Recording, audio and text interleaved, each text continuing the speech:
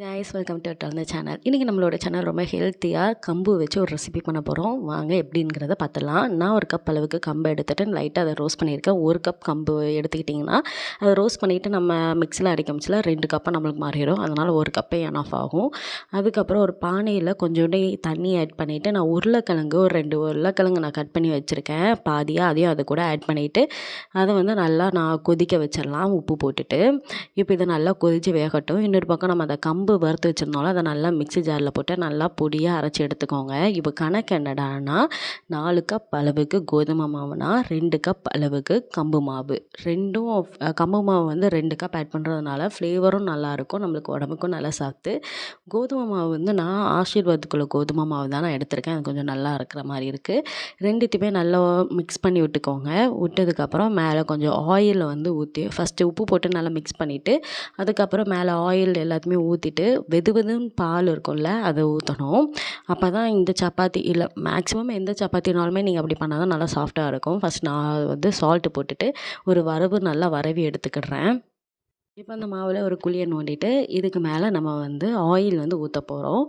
நீங்கள் நான் சும்மா ரீஃபைண்ட் ஆயில் தான் ஒன்று ஊற்றுறேன். உங்களுக்கு தேவைன்னா பட்டர் கூட ஆட் பண்ணிக்கலாம். பட்டர் கீ எதனாலும் ஊற்றிக்கலாம். நம்மளுக்கு ரீஃபைண்ட் ஆயிலே போதுமானது.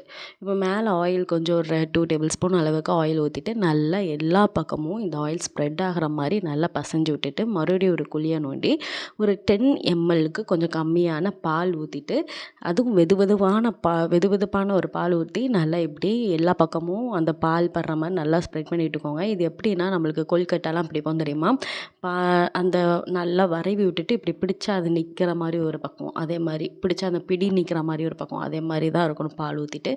அதுக்கப்புறம் தண்ணி கொஞ்சம் கொஞ்சமாக தண்ணி ஊற்றி நல்லா பசைஞ்சிக்கோங்க. அதுக்கப்புறம் தண்ணி தெளித்து விட்டு நீங்கள் நல்லா பசைஞ்சிக்கோங்க. அப்போ தான் தண்ணி கூடவும் செய்யாது குறையவும் செய்யாது. குறைஞ்சா கூட லைட்டாக நீங்கள் தெளிச்சுக்கிடலாம். கூடுனா உங்களால் எதுவுமே பண்ண முடியாது. அதனால் கொஞ்சம் கொஞ்சமாக தண்ணியை தெளித்து இதே மாதிரி நல்லா பிசைஞ்சு எடுத்துக்கோங்க. மாவு நல்லா சாஃப்டாக வரணும் அப்படின்னா நல்லா பிசையணும். பிசைஞ்சு நல்லா தூக்கி போட்டு அடித்து உங்களுக்கு யார் மேலேயாவது கோவம் இருந்தால் நீங்கள் சப்பாத்தி மேலே போட மிச்சில் காமிங்க. எனக்கெல்லாம் உண்மைக்குமே சப்பாத்தி போட மிச்சில் கொஞ்சம் ஸ்ட்ரெஸ் பஸ்டராக இருக்கும். ஏன்னா எனக்கு பல டென்ஷன் பல ஸ்ட்ரெஸ்ஸாக இருந்ததுன்னா அது எல்லாமே அந்த சப்பாத்தி மாவு மேலே தான் காமிப்பேன். போட்டு குத்துன்னு குத்தி அடின்னு அடித்து கத்தியை வச்செல்லாம் குத்திருக்கேனான்னு பாருங்களேன். அந்தளவுக்கு கொலவெறியெல்லாம் நான் சப்பாத்தி மேலே காட்டுவேன். உங்களுக்கு வீட்டு பொம்பளைங்க நம்ம யார் மேலே நம்ம கோவத்தை காமிக்க நம்ம மேலேயும் நம்ம காமிச்சிக்கிட முடியாது. அதனால் சப்பாத்தி மாவு மேலே காமிச்சா யாரும் கேட்க மாட்டாங்க. அதுக்கு கேட்க நாதி இல்லைல்ல. அதுக்கப்புறம் அந்த சப்பாத்தி மாவு நல்லா சாஃப்டாக வந்ததுக்கப்புறம் நம்ம அவிச்சு வச்சுருந்தாலும் உருளைக்கிழங்கு அதை நல்லா மசிச்சு எடுத்துக்கோங்க. கையாலேயே மசிச்சுக்கலாம். இதுக்கெல்லாம் திருவிலாம் எடுக்கணும்னு அவசியம் இல்லை. இப்போ 2 பல்லாரி, ஒரு மீடியம் சைஸ் ஒரு சின்ன சைஸ் பல்லாரி, உங்களுக்கு எவ்வளோத்துக்குள்ள பல்லாரி வேணுமோ அதை ஆட் பண்ணிக்கலாம். இதுக்கெல்லாம் கணக்கே கிடையாது. அந்த சப்பாத்தி மாவுக்கு மட்டும்தான் கணக்கு. அதுக்கப்புறம் இப்போது நம்ம உப்பு ஆட் பண்ணிக்கலாம். உப்பு ஆட் பண்ணிவிட்டு கொஞ்சம் 1/2 டீஸ்பூன் கொஞ்சம் கம்மியாக வத்தத்தூள், அதே அளவுக்கு கொஞ்சம் கரம் மசாலா தூள் ஆட் பண்ணிவிட்டு ஒரு பிஞ்ச் அளவுக்கு நான் அம்ச்சூர் பவுடர் ஆட் பண்ணியிருக்கேன். 2 பிஞ்ச் அளவுக்கு சாட் மசாலா ஆட் பண்ணியிருக்கேன். அம்ச்சூரும் சாட் மசாலாவும் ஆப்ஷன் தான். உங்களுக்கு வேணும்னா ஆட் பண்ணிக்கோங்க. இல்லைன்னா அதில் ஜீரகம் கூட நீங்கள் ஜீரக பவுடர் கூட ஆட் பண்ணிக்கலாம். உங்களோட இஷ்டம். அம்ச்சூரும் சாட்டும் ஆட் பண்ணுறதுனால உங்களுக்கு கொஞ்சம் நார்த் இந்தியன் ஃப்ளேவர் கிடைக்கும். அவ்வளோதான். அதுக்கப்புறம் கொத்தமல்லியை போட்டுட்டு நல்லா வரவிட்டிங்கன்னா அந்த பானிபூரிக்குள்ளே வச்சுற வந்துருமா அந்த மசாலா அதே மாதிரி இருக்கும். உருளைக்கிழங்கு மசாலா மாதிரி.